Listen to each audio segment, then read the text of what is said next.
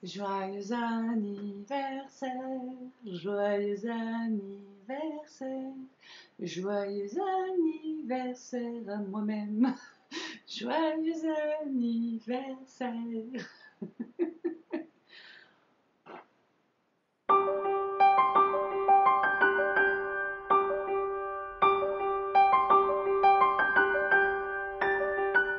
Le 21 septembre est une date bien particulière car cette année, je fête 5 ans sans crise d'hyperphagie.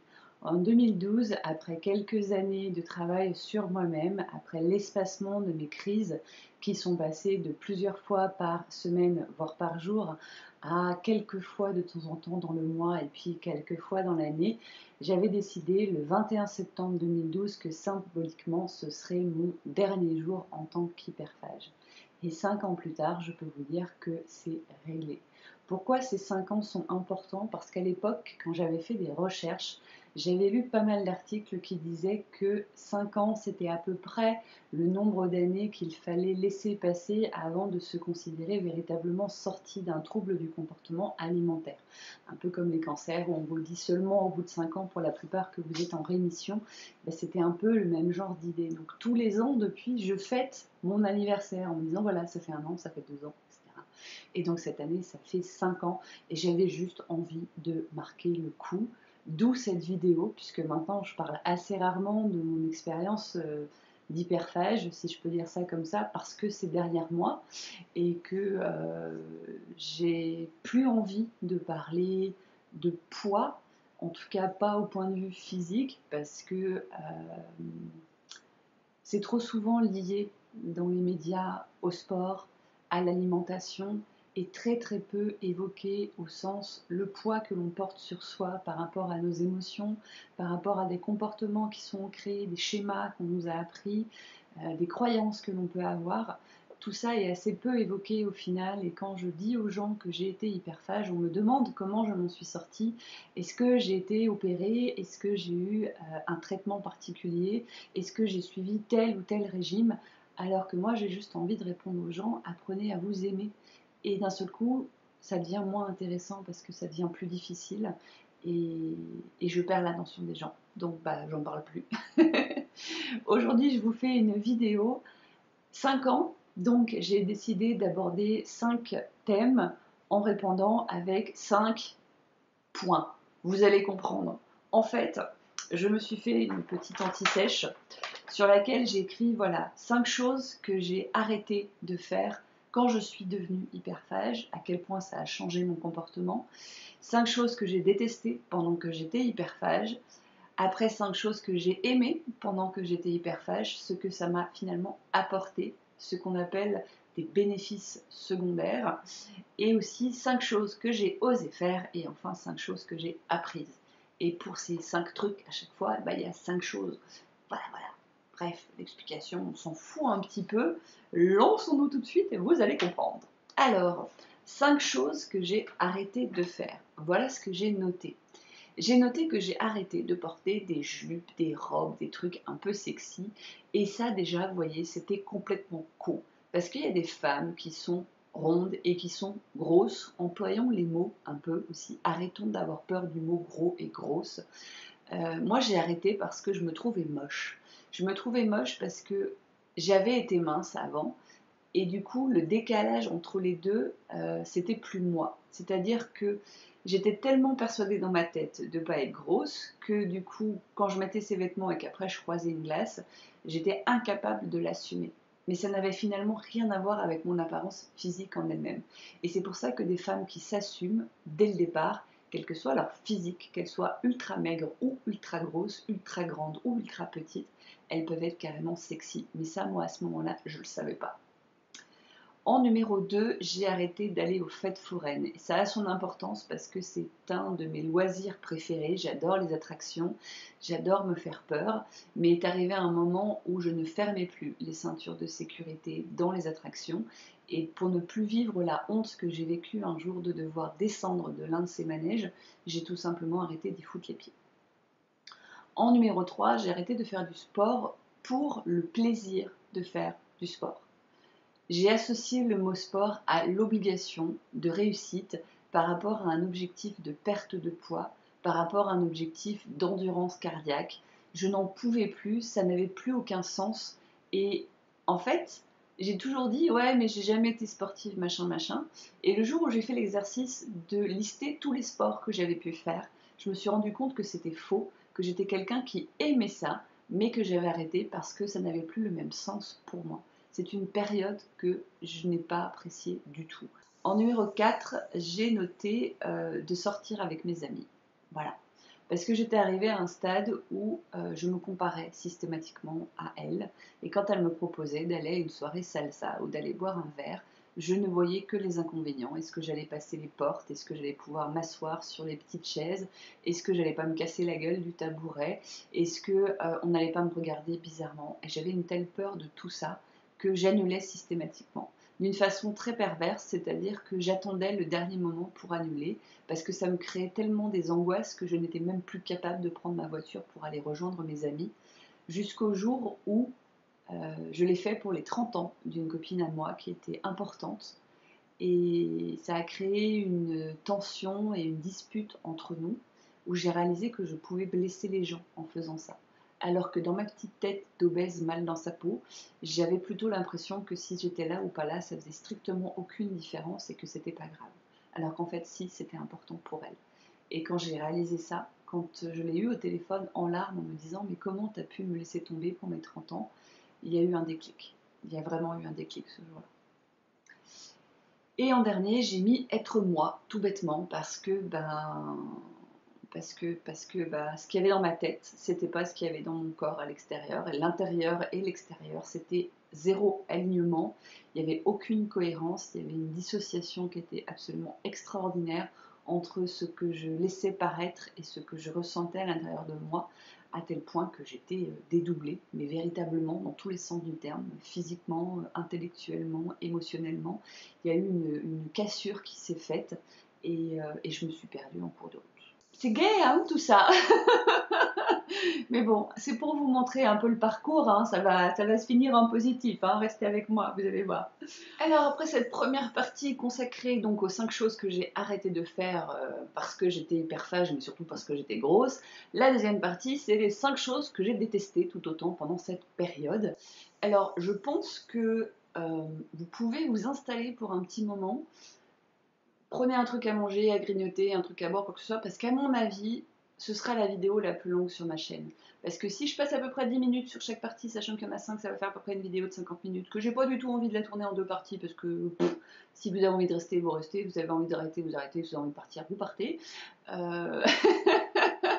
Donc voilà, maintenant que j'ai prononcé ces phrases clichés de installez-vous, prenez un thé, prenez un truc à manger, à grignoter, machin, enfin, je continue. 5 choses que j'ai donc détestées. En premier, j'ai noté toute la partie aller voir les diététiciens, les nutritionnistes, les médecins, parce que d'une façon générale, il y a des exceptions, j'en ai rencontré et heureusement, elles m'ont réconcilié avec le milieu médical.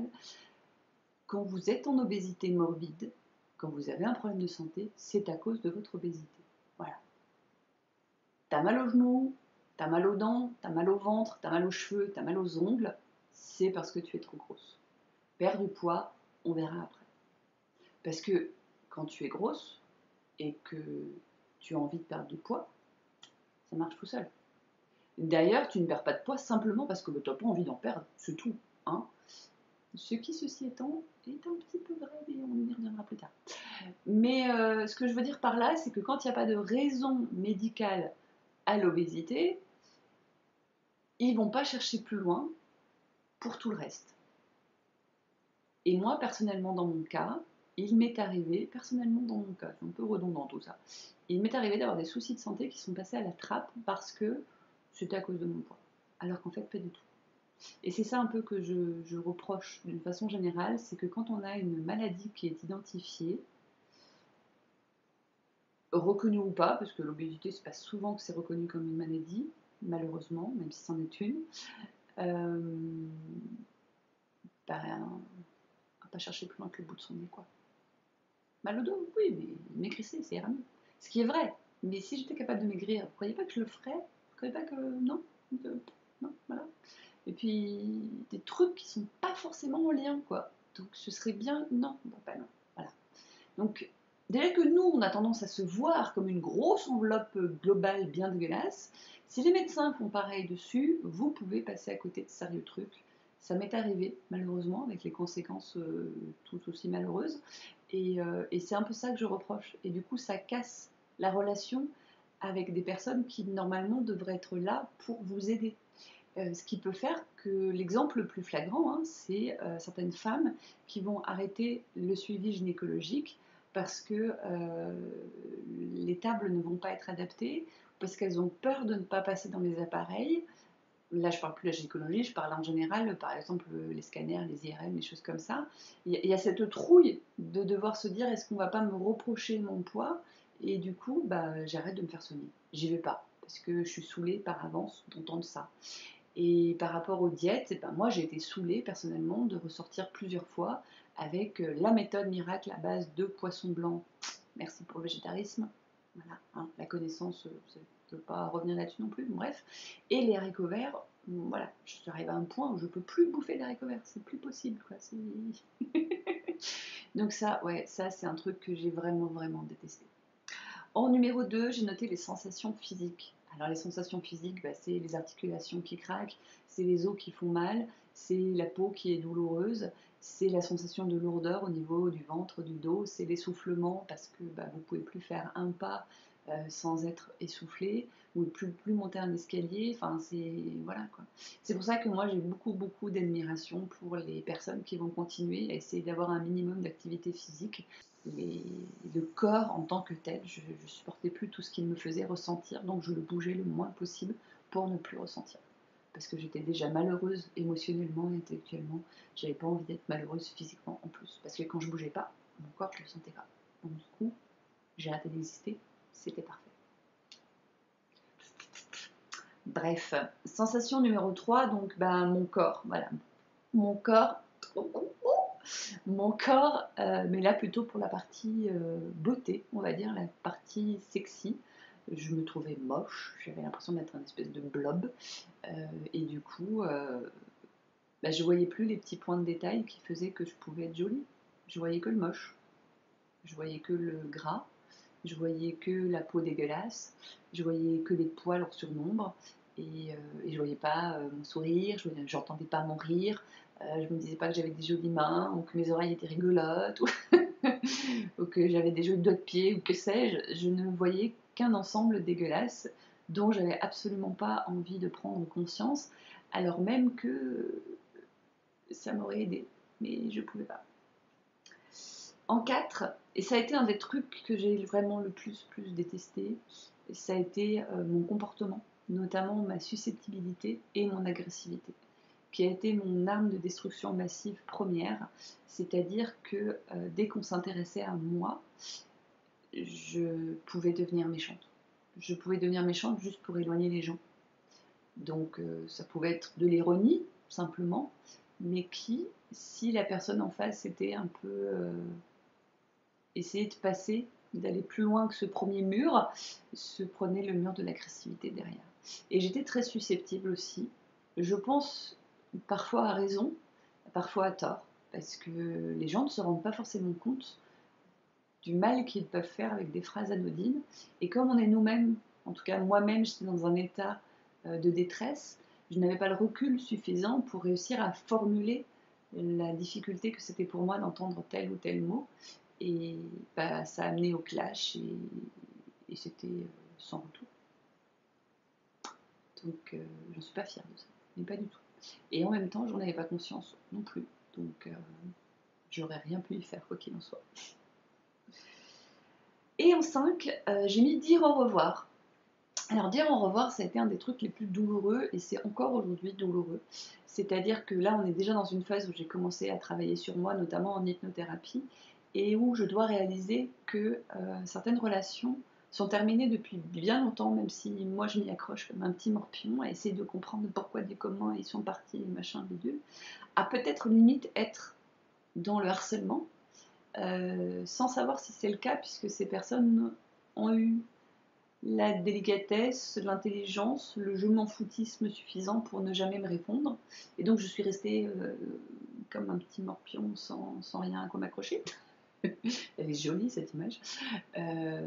Et donc voilà, ces relations-là que moi j'essaie de faire perpétuer et qui ne marchaient pas, et d'autres relations qui au contraire étaient encore présentes dans ma vie alors que j'aurais dû m'en débarrasser depuis un bon bout de temps. J'ai dû leur dire au revoir parce qu'il fallait ce détachement pour réussir à avancer. Un peu comme voilà, comme des ancres qu'il fallait que je lâche pour pouvoir me remettre en route. Et ça a été vraiment difficile, douloureux. Ouais, j'ai beaucoup pleuré à cette époque-là. J'ai beaucoup pleuré à cette époque-là. J'ai eu beaucoup de colère aussi envers la thérapeute qui a essayé de m'aider, Michette. À tel point qu'elle a fini par me mettre dehors en me disant qu'elle ne pouvait plus rien faire pour moi parce que j'étais consciente de où était la difficulté mais que je ne voulais pas y aller. Donc on en reviendra sur la notion de responsabilité. Mais, euh, mais c'était dur, c'était vraiment très très dur. Et encore aujourd'hui, quand j'y pense, c'est pas sans nostalgie parce que même si je sais que j'ai fait le bon choix, ces personnes me manquent.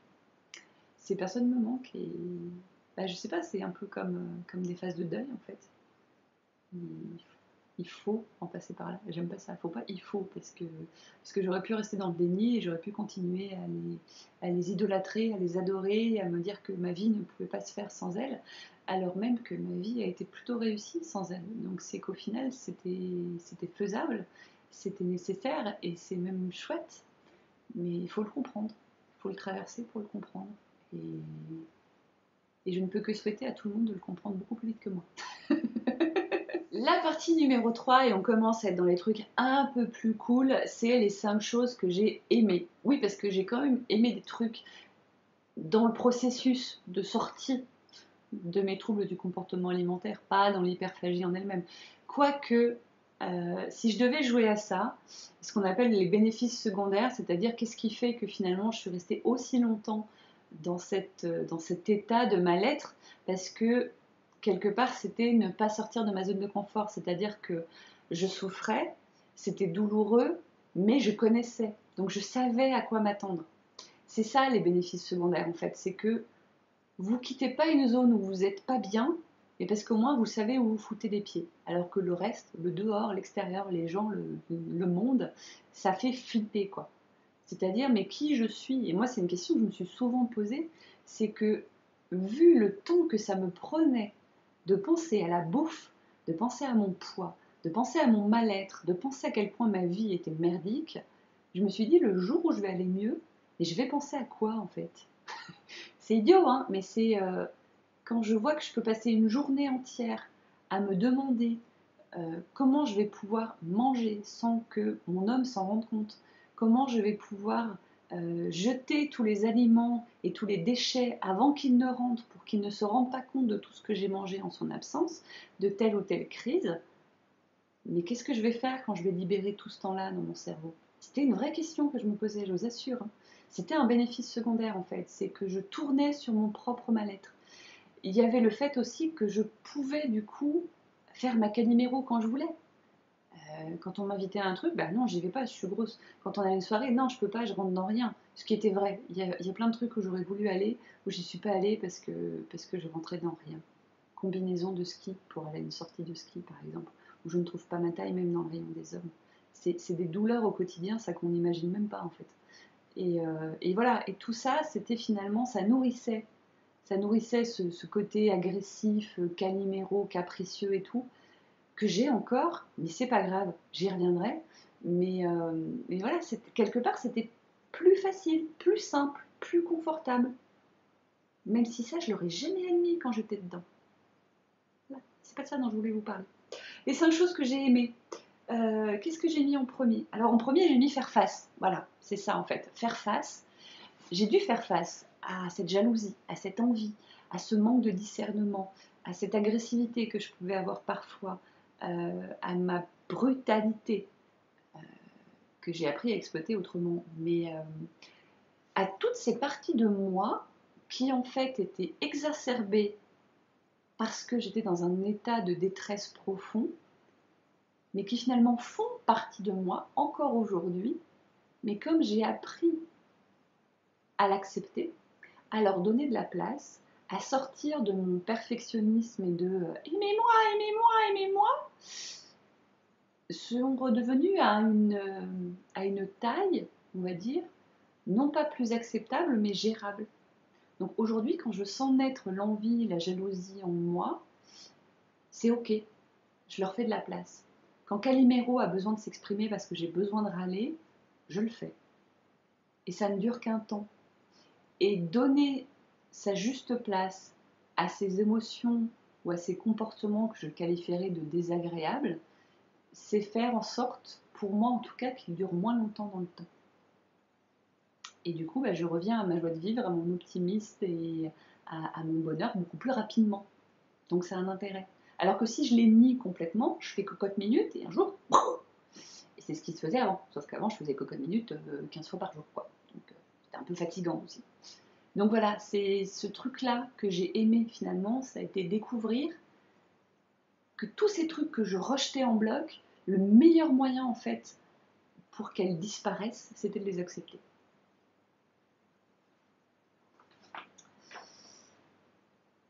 En deux, en deux, j'ai mis apprendre. Et quand je dis apprendre, c'est apprendre des techniques de développement personnel, des techniques, des outils qui me servent encore aujourd'hui en hypnothérapie, en psychologie positive, dans des journées de communication non violente ou même de communication tout court, parce que ce n'était pas forcément de la communication non violente. Tous ces outils qui m'ont été transmis, soit par d'autres personnes, professionnelles ou non, mais qui avaient pu traverser des épreuves similaires, qui en parlaient, qui partageaient sur le sujet et qui me permettaient de m'approprier ces solutions. Et j'ai appris à m'en servir. Au début très difficilement, et puis petit à petit, c'est devenu vraiment aussi des parties de moi. Et ça m'a permis petit à petit de m'en sortir. Au début, ça ne marchait pas forcément. Il y a des fois où ça ne suffisait pas, il fallait que je trouve un autre outil, une autre technique. Et ça, cette envie que j'ai d'apprendre, j'adore apprendre. Il y a une écolière en moi qui est toujours prête avec le cartable, le cahier, le crayon, vas-y, donne-moi des trucs. Et ben, en nourrissant cette partie-là de moi, j'ai développé ce qu'il fallait pour me sortir aussi de l'hyperphagie, parce que j'en ai fait un jeu, un objectif scolaire presque, je pourrais dire. Je voulais obtenir ma bonne note en 3 kiffs par jour. Je voulais obtenir ma bonne note en trouve-toi un objectif et détaille-le avec un vrai plan. Je voulais, voilà, c'était ce besoin d'apprendre a fait que j'ai pu apprendre à être une femme qui souffre de troubles du comportement alimentaire, mais qui le vit bien. En numéro 3, j'ai mis mon corps à nouveau, mais là dans une phase un peu observation, vous voyez, mode chercheuse, analyste qui s'auto-observe et qui se rend compte que non, elle n'est pas un abat, non mais je vais pas y arriver, un amas, un blob, un truc dégueulasse à 100%, qui amène des trucs qui sont plutôt cool, son sourire, ses oreilles rigolotes. Pourquoi j'ai des oreilles rigolotes? Je sais pas, mais c'est un truc. Mes pieds, certains grains de beauté qui sont bien placés, qui donnent du charme à mon corps, ou que sais-je. Et que, en fait, peut-être que j'aurais tout intérêt à essayer de me concentrer là-dessus, sur ces trucs positifs, plutôt que sur tout ce que j'aime pas, alors même que ce tout, en fait, n'est même pas descriptible, tellement c'est un sentiment global. C'était pas j'aime pas mon corps dans le sens j'aime pas mes pieds, j'aime pas mon ventre, j'aime pas mon double menton et tout. C'était des trucs que j'aimais pas, mais finalement c'était assez global, blum. Alors qu'il y avait ces petits trucs que je pouvais choisir d'illuminer, mettre un petit peu plus de couleur par là, un petit peu plus de machin, et de me rendre compte au fur et à mesure que j'étais vachement mieux dans cette partie-là, même si ça me demandait beaucoup d'efforts, beaucoup d'énergie. Ça m'apportait des sentiments qui étaient super agréables par rapport à bleu triste, quoi. Donc petit à petit, je déplace le cercle vicieux moche sur un cercle vertueux. Et là encore, je vous parle de ça, ça s'est fait sur des années, soyons clairs, ça n'a pas été... ça s'est fait sur des années. Et quand justement on me demande des recettes miracles en me disant comment t'amincir, machin bidule, et que je dis aux gens que ça m'a pris, je sais pas, je dis n'importe quoi, à 5 ans, ça leur va pas. Ça leur va pas parce qu'on est dans une société. Il faut perdre 3 kilos avant l'été, il faut perdre 10 kilos avant l'hiver, il faut avoir le dernier maillot de bain à la mode, il faut avoir le dernier machin, le dernier bidule. Et ben, ça ne va pas avec un travail sur soi. Même si il existe des thérapies courtes. L'hypnothérapie, ce sont des thérapies courtes. Les thérapies cognitives et comportementales, pardon, ce sont des thérapies courtes. On n'est pas sur de la psychanalyse sur 15 ans. À vous de trouver l'outil qui vous convient. Moi, j'ai eu besoin de tout ce temps. Peut-être que vous, ce sera beaucoup plus rapide. Et là aussi, c'est tout ce que je vous souhaite. Mais ce temps-là, c'est pas du temps perdu, c'est du temps que vous prenez enfin pour vous occuper de vous. Moi, tout le temps que j'ai passé à bouffer, à faire des crises, à me lamenter sur mon sort, j'aurais pu le passer à vivre plutôt qu'à attendre que le temps passe. Quand j'y pense maintenant, je ressens encore un peu de colère contre moi. Je ne peux plus rien y faire, ça ne sert à rien, donc je lâche prise. Mais il n'empêche que tout ce temps-là, c'est presque du temps perdu. En numéro 4, j'ai mis la communauté Agi. La communauté Agi, c'est aujourd'hui.com, un site que je ne conseillerais plus aujourd'hui parce que je n'aime pas ce qu'il est devenu. Il est devenu très marketing, très commercial, avec des programmes, avec des gens que je ne comprends pas. Mais à l'époque, c'était un site qui était principalement gratuit, avec une communauté en or, la possibilité d'avoir un blog, de discuter. C'était un peu comme au féminin, si vous voulez, mais avec cette optique d'amincissement, on va dire. Ce truc en plus par rapport à l'amincissement. Et j'avais l'anonymat qu'il fallait pour pouvoir me lâcher, pour pouvoir dire tout ce que je ressentais, tout ce que je vivais. Cet anonymat, cet anonymat, j'en suis sortie quand j'ai publié mon livre parce qu'il est grandement inspiré de ce que j'ai publié sur mon blog à l'époque.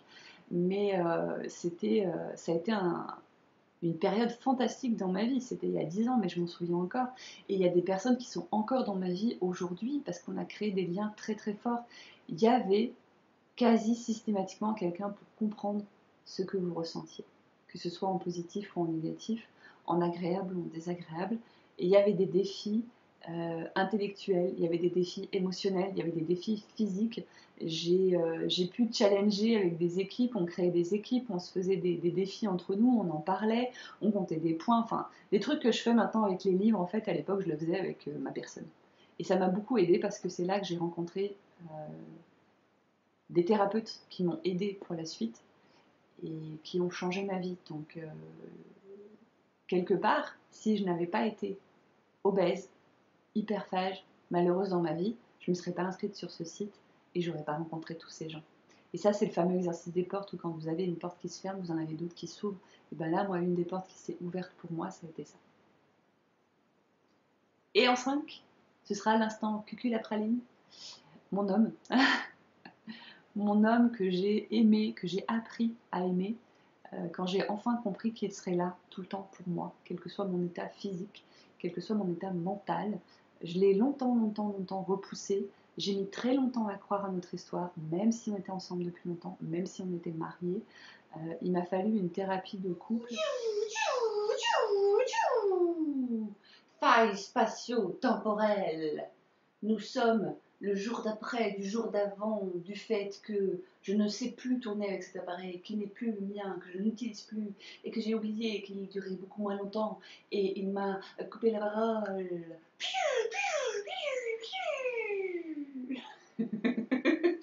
Bref, j'étais en train de vous parler de mon homme, et je me suis fait couper la parole, alors que j'en étais donc aux 5 choses que j'ai aimées, et que je vous parlais de mon homme.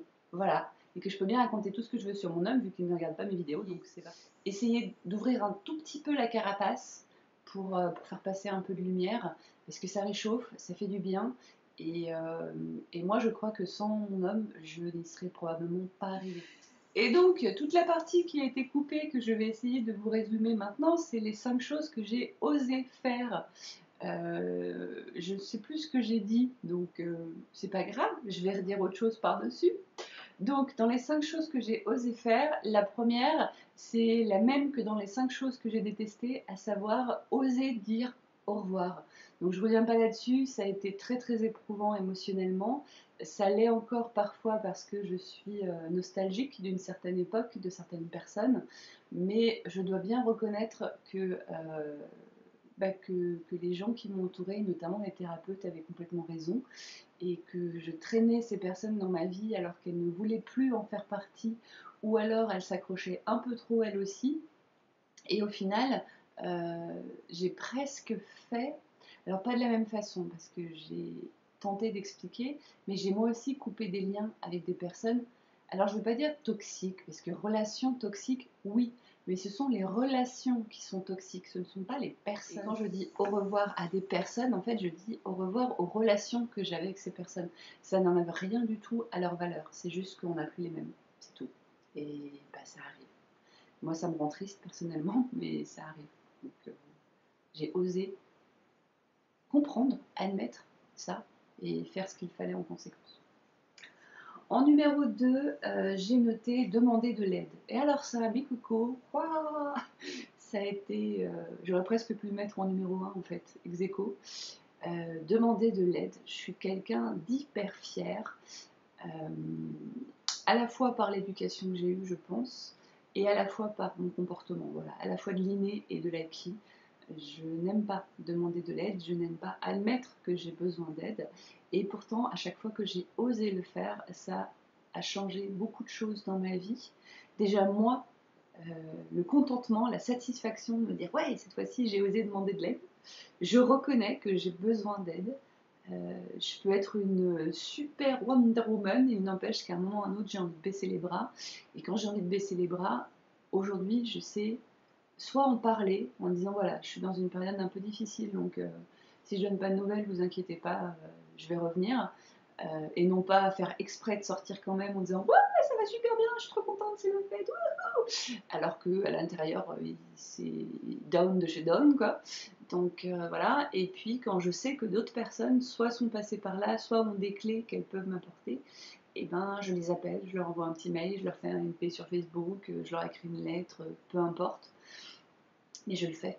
Et même si ça me demande là aussi à chaque fois un effort, façon de parler, je le fais. Et croyez-moi, là aussi, je me répète, mais je pense qu'en fait j'ai passé 50 minutes à me répéter, ça a changé ma vie véritablement. En numéro 3, qu'est-ce que j'ai écrit? Dire et oser dire ce que je ressentais, bien évidemment, mais ça aussi, mais tous les nœuds qu'on peut se faire au cerveau pour des trucs qu'on n'ose pas dire, qu'on a mal dit, qu'on a mal reçu, mal interprété. La communication, c'est pareil, c'est un sujet qui est extraordinaire. La communication, c'est hyper important et en rapport avec l'hyperphagie, moi j'avais tout simplement arrêté de communiquer en fait avec les gens. Je parlais plus, je disais plus ce que je ressentais. C'est-à-dire que je sois triste, que je sois en colère, que je me sente mal à l'aise, que je me sente attaquée pour une raison ou pour une autre, je me taisais. Voilà, je repartais avec mon gros kilo d'émotions, mon gros paquet de colère, mon gros flot de tristesse, puis je rentrais chez moi, ou alors je m'arrêtais en route aussi, et je mange, et c'était presque régénérant en fait. Je sentais qu'il y avait un énorme vide en moi, parce que je me sentais rejetée, abandonnée, déçue, pas aimée, ce que vous voulez. Surtout qu'à l'époque, j'avais énormément besoin d'être aimée par tout le monde. Et j'avais ce gros vide en moi, donc allez hop, on mange, on mange, on mange, on mange, on mange. C'est bon, c'est bien tassé, c'est bien rempli, c'est jusque là. Du coup, il n'y a plus de place pour les mots, il n'y a plus de place pour la parole. Et puis ben voilà, on attend. Et on sourit. Et voilà, et ben ça. Et puis après, ben, on entend à nouveau quelque chose qui nous plaît pas, ou qui nous fait du mal, ou on repense à un truc qui nous rend triste, et vite de la bouffer. Enfin bref, vous avez compris le principe. Donc petit à petit, j'ai appris à m'exprimer. D'abord à moi-même, grâce voilà, au journal intime, à l'écriture, à faire des lettres que j'envoyais pas, à écrire des trucs que je brûlais. Après, ça fait très rituel de sorcière quand on est au lycée, mais il n'empêche que ça marche, c'est super efficace. Après, j'ai commencé à dire que ça n'allait pas, sans forcément pouvoir expliquer pourquoi ça n'allait pas, mais à dire à quelqu'un, voilà, là je te réponds pas parce que je me sens en colère ou je me sens triste. Ce qui va sortir, ça va pas sortir comme il faut, donc je préfère ne rien dire sans pour autant aller bouffer à côté. Ça a été une première étape. Après, j'ai commencé à exprimer un petit peu plus ce que je ressentais, par SMS, par MP, plus souvent vraiment par écrit, parce que le face-à-face, j'avais du mal. J'étais très mal à l'aise dans l'intimité. Autant dans les groupes, il n'y a aucun souci, je peux m'exprimer, prendre la parole, etc. Il n'y a aucun problème. J'adore ça, même plutôt. Mais quand je rentre dans une relation plus intime, ça devient compliqué parce que bah, il faut s'ouvrir. C'est le principe un peu, hein, quand vous êtes ami avec quelqu'un, c'est de partager, donc de dire qui vous êtes véritablement. Et moi, montrer qui j'étais avec toutes mes failles, il n'y avait pas moyen, quoi. Donc c'était grosse carapace. C'était dès que tu commences à vraiment t'intéresser à moi, je me casse. Donc voilà. Donc j'ai travaillé petit à petit ma communication. Aujourd'hui, ça va beaucoup mieux, à l'écrit comme à l'oral. J'ai eu plein de conversations hyper intéressantes et très éprouvantes avec ma famille. Euh, j'ai dû en passer par là. J'avais besoin d'en passer par là pour régler des vieux tabous, des vieux secrets, des choses que j'avais jamais osé dire qui datent d'il y a 20 ans, mais que moi j'avais pas exprimées, donc il fallait bien que je les sorte à un moment ou à un autre. Et plus j'ai sorti ce qu'il y avait à l'intérieur, et moins j'avais envie de manger. Parce que je me remplissais d'autres choses. Je me remplissais de résolution de conflits et de problèmes. Je me remplissais de bien-être, d'amour, de fierté, de reconnaissance enfin de ces blessures, parce que les gens en face de moi me disaient mais oh, je me suis pas rendu compte, je savais pas, j'avais pas compris. Et vous voyez, même quand j'en parle encore aujourd'hui, ça m'émeut beaucoup. Même si je trouve le mot super moche, cercle vertueux, moi je vais appeler ça un cercle magique, plus vous vous remplissez de ces sentiments et de ces émotions agréables, et moins en fait vous ressentez le besoin de manger. Et je vais arrêter de dire vous, je veux dire je. Plus je me remplissais de tout ça, et moins j'avais besoin de me consoler dans la nourriture parce que bah, j'existais au monde, je reprenais une place que, j'allais vous dire spontanément, on m'avait volée il y a quelques années. Tous ces événements qui font que je suis devenue hyperphage, j'ai plongé dans la bouffe, dans la nourriture, que je me suis repliée sur moi-même, que j'ai arrêté de faire toutes ces activités que j'aimais faire. Petit à petit, j'ai recommencé. Je me suis dit, tiens, je vais essayer un truc et je vais voir ce qui se passe. Donc, le seul, si je devais vous donner un seul conseil, c'est ça, c'est oser. Alors bien sûr, ça paraît super compliqué comme ça. Encore une fois, je vous rappelle que mon parcours, c'est sur des années, mais oser faire le moindre petit truc, un tout petit truc, tout petit truc, tout petit truc, le fameux Kaizen dont je vous parle des fois. C'est ne croyez pas qu'un petit pas ne sert à rien. C'est faux. C'est faux. La moindre action, mini-action, micro-action que vous allez mettre en place va vous apporter quelque chose. Et petit à petit, il va y avoir cet effet boule de neige, pelote de laine, cercle magique, appelez ça comme vous voulez. Et vraiment, c'est une des clés fondamentales pour se sortir de tout ça. C'est pas de faire un énième régime, c'est pas d'essayer un énième sport parce qu'on vous a dit que vous alliez perdre tant de calories et tant de machin et tant de bidule. Moi, tous ces trucs-là, j'en peux plus, quoi. Et c'est pour ça que je peux pas, encore une fois, intervenir sur des questions de régime, de sport, de machin, parce que je m'en fous, quoi. Mais si vous voyez comment je mange maintenant, mais vous me diriez, c'est pas possible. Alors je n'ai que mon exemple, bien sûr. J'ai pas d'autres exemples à vous montrer, et puis j'ai pas envie de vous prouver quoi que ce soit. J'ai juste envie de vous dire, soyez critiques, ne me croyez pas sur parole, expérimentez, et puis bah, vous verrez bien ce qui se passe. Voilà. Et donc, bah, la parole, voilà, vous voyez, écrire, parler, oser écrire, oser exprimer ce que je ressens, ça a encore une fois bouleversé ma vie, quoi. À me demander pourquoi j'ai arrêté de le faire un jour. Alors, je suis un peu perdue parce que je suis beaucoup prise par mes émotions. Oser dire et assumer qui je suis, ça c'est le numéro 4. Alors, assumer qui je suis, voilà, c'est revenir en fait à qu'est-ce qui s'est passé. Et à partir de ce point de qu'est-ce qui s'est passé, qui j'étais avant, qu'est-ce que j'aimais faire. Parce que je considère que jusqu'à cet épisode, jusqu'à ce moment où je me suis coupée de moi-même, j'aimais bien en fait la fille que j'étais. Pas surtout bien sûr, hein, mais j'aimais bien la fille que j'étais. Et j'ai vu souvent passer un exercice sur YouTube qui est fait sous forme de vidéo un peu virus, qui est quelle est la lettre que vous pourriez écrire à celle que vous étiez, pardon, il y a 5 ans, il y a 10 ans, il y a 15 ans, il y a 20 ans. Je trouve que c'est un exercice qui est hyper intéressant. Parce que qu'est-ce que je dirais à cette fille-là, quoi. Et je pense qu'avant de lui dire quoi que ce soit, je lui mettrais une grosse patte dans sa tête. Histoire de, vous savez, de secouer un peu les neurones et de tout remettre en place. Voilà. Ne battez pas les gens, hein, battez-vous vous-même. Ça ne veut pas dire qu'il faut mettre des tartes à vos amis qui sont en train de déconner. Hein. C'est juste envers soi. On ne s'occupe pas des autres. Voilà. Soyez égoïste. Ça peut être très mal interprété ce que je viens de dire, mais c'est pas grave, vous m'avez compris, si vous m'avez pas compris, on en parlera en commentaire. Donc voilà, assumer qui je suis, c'est-à-dire alors je vais employer qualité et défaut pour qu'on me comprenne, j'ai des qualités et j'ai des défauts, et ça fait partie de moi. Voilà. Je n'aime pas la notion de qualité et de défaut parce que selon qui vous êtes, une qualité peut être un défaut peut être une qualité, et idem selon qui vous avez en face de vous, et idem selon quel est l'environnement. Mais vous avez plusieurs facettes, certaines sont peut-être plus faciles à assumer que d'autres, mais ça ne veut pas dire que vous n'avez pas le droit d'être toutes ces facettes selon les moments, les périodes, les contextes, les humeurs, tout ce que vous voulez. Voilà. Donc moi, c'était assumer qui je suis. Si j'aime faire ça, je fais ça. Et si ça ne plaît pas aux autres, fuck off. Et enfin, en numéro 5, le truc dont je suis le plus fière d'avoir osé, c'est écrire et surtout publier mon roman en l'état tel qu'il était et tel que je le ressentais. Je vous en ai parlé plein de fois, L'Hippopotame hyperphage, c'est une autobiographie, c'est mon journal intime que j'ai écrit pendant toutes ces années où j'étais malheureuse. Alors je vous le dis tout de suite, si vous y attendez des solutions miracles, des conseils, des remèdes, il n'y en a pas. Il y a une personne qui m'a laissé un commentaire sur Amazon en disant si vous cherchez dans ce livre une solution pour mincir, vous ne la trouverez pas. Juste une personne en quête de mieux-être. Je me souviens plus des mots exacts, mais c'est quelque chose comme ça. Et ce commentaire m'a fait rire, mais vous n'avez pas idée, parce que en faisant une critique, parce qu'en plus elle a mis qu'une seule étoile, elle m'a fait un super compliment, parce que c'est ce que je voulais. Je voulais qu'on comprenne que c'était une quête vers mon mieux-être, vers moi-même, et non pas juste vers... Je voulais sortir tout ça de moi.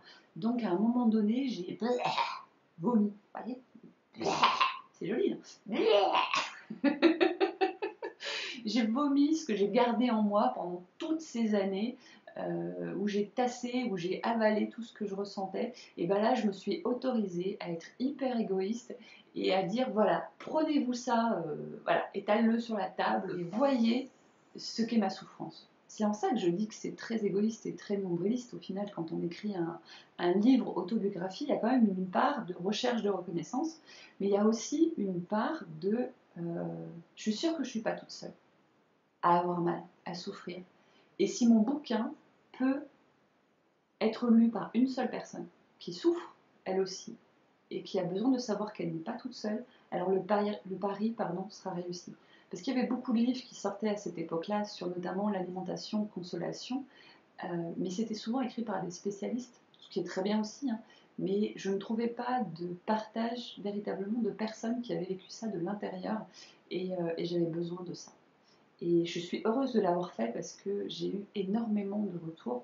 J'ai pas vendu des masses de bouquins parce que j'ai fait le choix de le laisser que sur la plateforme d'Amazon, parce que la version papier, je ne l'ai offerte qu'à certaines personnes de mon entourage, parce que j'avais besoin, là aussi c'est égoïste, j'avais besoin qu'elles le lisent et qu'elles comprennent, et que je savais qu'elles ne feraient pas la démarche d'acheter un e-book. J'ai eu des retours absolument incroyables et je me dis, bah voilà, t'as bien fait de le faire. Alors ouais, tout le monde connaît une bonne part de l'intimité de ma vie, mais peu importe, parce que déjà, bah, cette personne-là, c'est plus moi aujourd'hui. Et ce qui compte, c'est d'avoir pu aider, d'avoir pu partager, d'avoir pu transmettre. Et la transmission, c'est quelque chose d'hyper important pour moi. Donc voilà, je suis fière de ça.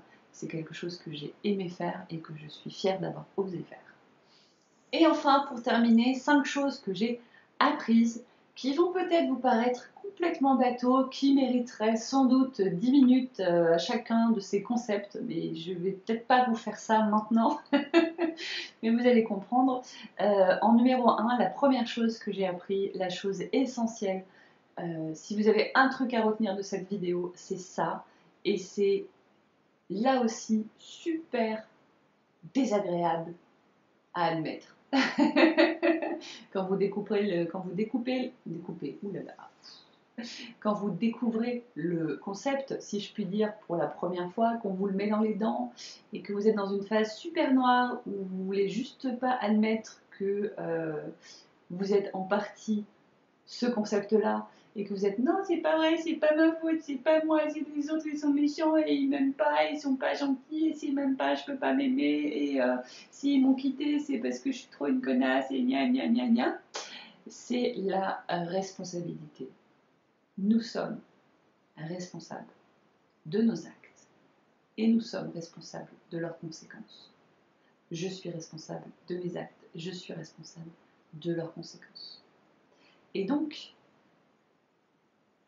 si je suis grosse et si je suis hyperphage, c'est parce qu'à un moment donné, je n'ai pas su gérer une situation. Peut-être parce que je n'avais pas les outils, peut-être parce que je n'avais pas la maturité, peut-être parce que c'était plus simple pour moi de rester là à me plaindre plutôt que à me relever, parce que les gens faisaient attention à moi d'une certaine façon, même si c'était pas forcément la façon dont je voulais, mais en tout cas j'attirais l'attention et je suis responsable.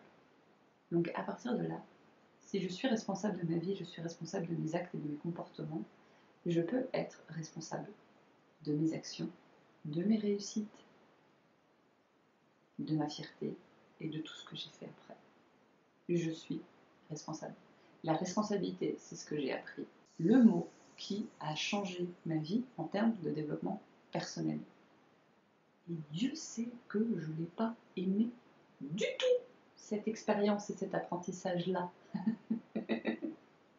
Parce que je sois responsable d'être grosse, oui, parce que c'est moi qui bouffe, d'accord, mais que je sois responsable des crises, parce que je ne sais pas gérer mes émotions, que je sois responsable de la fin d'une relation parce que je n'ai pas réussi à prendre soin de ma part de relation et que je suis responsable de choisir de rester dans cette douleur plutôt que d'en faire quelque chose et de passer à l'action et à la création,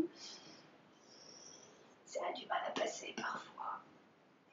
Mais des fois ça passe pas d'ailleurs. Il y a le lâcher prise souvent qui va avec, mais on va se zapper pour aujourd'hui. Mais voilà, c'est. Alors je suis sûre que vous allez me trouver des tas d'exemples hein, où vous n'êtes pas responsable, et je vous rassure, j'en ai trouvé plein, plein, plein, plein, plein, plein, plein. Mais au bout d'un moment, on tourne en rond. Voilà, je vous le dis, voilà. En numéro 2, j'ai mis réussir à me détacher du regard des autres. Alors celui-là, j'ai hésité longtemps à le mettre dans l'autre partie sur ce que j'ai osé faire. Et ça, c'est pareil. Mais le temps que vous vous dégagez pour faire des trucs sympas, quand vous arrêtez de vous soucier de ce que pensent les gens, faire attention à vous et à vous apprêter dans la rue parce que vous allez sortir. Je suis beaucoup sur l'apparence là, mais sur vos actions. Ne pas faire telle ou telle action parce que vous avez peur de déplaire à vos parents. Ne pas faire telle ou telle chose parce que peut-être que vos amis ne vont pas comprendre qui vous êtes en train de devenir. Mais si ces personnes-là ne peuvent pas comprendre qui vous êtes en train de devenir, est-ce que vous avez vraiment envie de les garder à vos côtés dans votre nouvelle version de vous-même? Il y a des gens qui sont là pour être là toute votre vie et il y en a qui sont là pour un cycle et il y en a qui ne vont pas rester. Et je suis encore en train de l'apprendre parce que je me sens, allez, on va dire à 95% alignée avec qui je suis aujourd'hui. Et il y a encore des personnes dans mon entourage qui font peut-être partie des 5% qui restent. Et du coup, je suis triste et malheureuse en ce moment par rapport à certaines relations parce que je ne sais pas si je dois m'en détacher ou si je dois les conserver. Et j'arrive pas à trouver la réponse pour l'instant. Et c'est des moments qui sont pas faciles à vivre. Et en fait, il faut bien vous dire que même quand vous êtes à fond dans la psychologie positive comme moi, ou quand vous êtes optimiste, c'est pas du je vais bien, tout va bien à 100% H24. C'est pas je suis jamais triste, je suis jamais malheureuse, je suis jamais en colère, je suis jamais dégoûtée. C'est juste que ces émotions-là, vous arrivez à les traverser et à les dépasser et à les transformer. Et c'est là qu'est toute la différence. Et ça, je l'ai appris et j'en suis ravie. Et me détacher du regard des autres, ça a été ça. Et croyez-moi que là aussi, mais ça m'a demandé un taf, mais monstrueux. Mais encore aujourd'hui, hein, c'est pas acquis. C'est vraiment quelque chose que j'apprends. C'est comme une langue étrangère. Si je l'entretiens pas, je l'oublie, hein, je le perds. Moi, ça m'est très difficile de faire quelque chose sans me dire, mais est-ce qu'il va aimer? Est-ce que ça va lui plaire? Est-ce qu'ils vont être d'accord? Est-ce que machin? Mais la vie est trop courte. Bordel, la vie est trop courte. Et j'ai envie de vous dire que quelque part, ce que je traverse cette année avec mon cancer, ça me confirme ça. Ça me confirme que vous collez pas un cancer au cul pour comprendre que la vie est trop courte et que si vous voulez faire des choses pour vous, c'est maintenant. Voilà. En numéro 3, j'ai mis la gratitude. La gratitude, c'est le merci, c'est quelque chose qu'on dit avec beaucoup d'automatisme pour des trucs à la con, alors que c'est un émerveillement au quotidien de ressentir de la gratitude pour ce qui vous entoure, pour les gens qui vous accompagnent, pour tout, pour tout. Vous pouvez ressentir de la gratitude pour tout. Et sincèrement, s'il y a un outil que vous avez envie de développez celui-ci. La gratitude, c'est un outil. Le mot est un peu, je le trouve un peu vieux jeu, un peu trop presque américain. C'est très con, hein, mais je vous le dis comme ça vient. Mais c'est un mot puissant et merveilleux, véritablement. Et le mot qui vient avec, après, avant, comme vous voulez, c'est le pardon. Pardonner. Alors là aussi, il pourrait y avoir un énorme débat sur faut-il tout pardonner? Peut-on tout pardonner? Oui, mais ça, je ne peux pas le pardonner. C'est un choix. Pardonner ou ne pas pardonner, c'est un choix, il est propre à chacun, c'est extrêmement personnel, c'est véritablement intime. Mais une chose est sûre, c'est que quand on donne son pardon à quelqu'un, en fait, la première personne à qui on le donne, c'est soi-même. On pourrait avoir des grandes discussions philosophiques là-dessus, mais je vous garantis que, en tout cas pour mon expérience à l'heure actuelle, ça s'est révélé être vrai. Je ne dis pas pour autant que je serai capable de tout pardonner à tout le monde. Je ne pense pas, sincèrement. Mais pas parce que je ne peux pas, mais parce que je ne veux pas. Et enfin, en 5, en tout aussi banal, gnangnan, cuculapraline. Alors même que, ça, vous voyez, je le dis parce que je vous prépare hein, psychologiquement à ce que vous ayez une impression de flanc qui dégonfle un peu. Mais gratitude, pardon, ce sont des mots qui sont hyper forts, hyper puissants. Et on a tendance à les dévaloriser, je trouve, comme la gentillesse. Quand on dit que quelqu'un est gentil, dans la bouche de pas mal de personnes, c'est presque un peu con-con, quoi. Alors que la gentillesse, c'est une qualité absolument merveilleuse, quoi. C'est beau, la gentillesse.